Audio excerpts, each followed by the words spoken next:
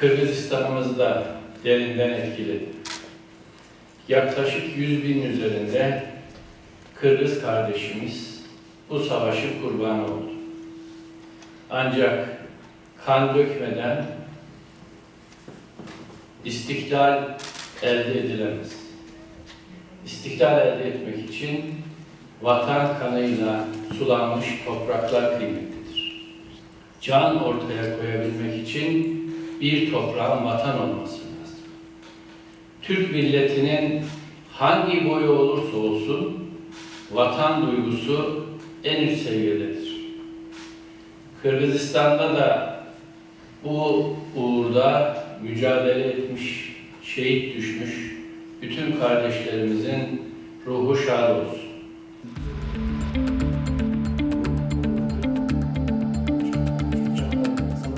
Көптөгөн кишилер катышты. Бизде 400 жакын кыргызстандык ушул согуштун башынан аягына чейин катышты. Андан 150.000ден ашуусу кайтпай калды. Дээрлик Кыргызстандын ошол маалдагы элинин 1/4 ушул согушка катышты жана каармандык менен күрөштү. Кыргызстанда мына азыр ветерандардын саны ошол согуштун катышуучуларынын тылда иштегендердин жана курман болгондордун саны барған сайын азайып баратат. Катары суюнуп баратат. Кээ бир райондордо көп болсо 10го жетпеген киши калыптыр.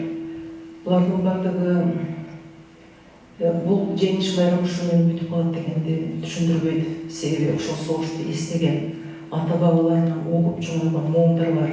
Мына биз согушка катышкан ветерандар менен жолугушуп алар, алардын үйлөрүндө барып кызматын жасап берип өскөн моом болобуз.